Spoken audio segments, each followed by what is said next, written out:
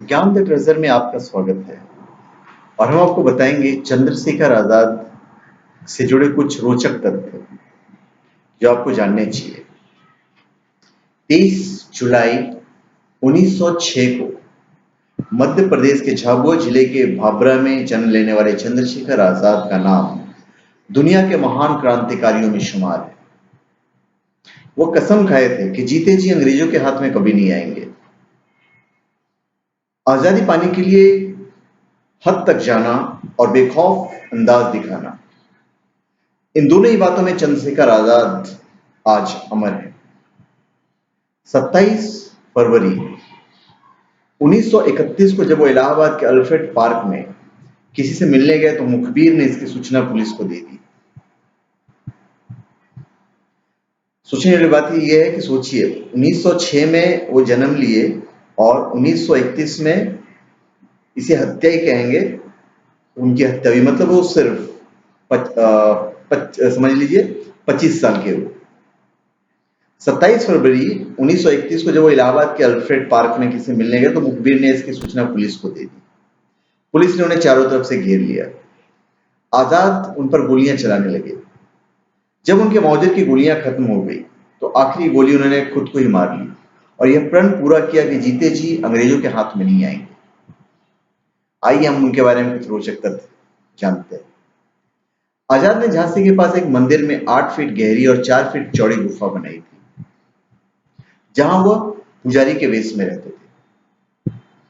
कहा जाता है कि एक दिन अंग्रेजों ने झांसी स्थित आजाद के ठिकाने पर धावा बोल दिया।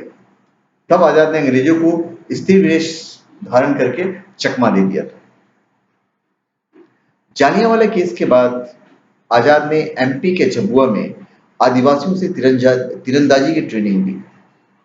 वो अपने पास हमेशा माउजर रखते थे। बताया जाता है कि आजाद साथियों के साथ रूस जाकर वहां के नेता स्टालिन की मदद लेना चाहते थे। इसके लिए जवाहरलाल नेहरू से 1200 रुपए मांगे थे। आजाद नहीं चाहते थे कि उनकी फोटो अंग्रेजों के हाथ लगे, इसलिए उन्होंने दोस्त को झांसी भेजा ताकि अंतिम फोटो की प्लेट नष्ट हो जाए, लेकिन वह नहीं टूटी। एक बार दोस्त रुद्र नारायण की आर्थिक स्थिति को देखकर वो खुद को अंग्रेजों के हवाले करने को तैयार हो गए ताकि इनाम के पैसे से दोस्त का घर अच्छे से चल सके। आजाद ने अपनी जिंदगी के 10 साल फरार रहते हुए बिताए। इसमें ज्यादातर समय झांसी और आसपास के जिलों में ही बीता। स्वतंत्रता संग्राम में कदम रखते हुए वो अरेस्ट हुए। मुकदमे में उन्होंने अपना नाम आजाद, पिता का नाम स्वाधीन और घर जेल बताया। अगस्त 1925 को काकोरी स्टेशन पर ट्रेन रोककर वो अपने 6 साथियों के साथ उतरे। उनमें से एक ने जोर से कहा, सारे यात्री अपनी अपनी जगह बैठे रहे, हम डकैत नहीं हैं, हम तो सिर्फ अंग्रेजों का खजाना लूटने के लिए आए हैं। लाला लाजपत राय के निधन के बाद भगत सिंह और अन्य कार्यकर्ताओं को आजाद ने ट्रेनिंग दी। भगत सिंह उन्हें अपना गुरु मानते थे।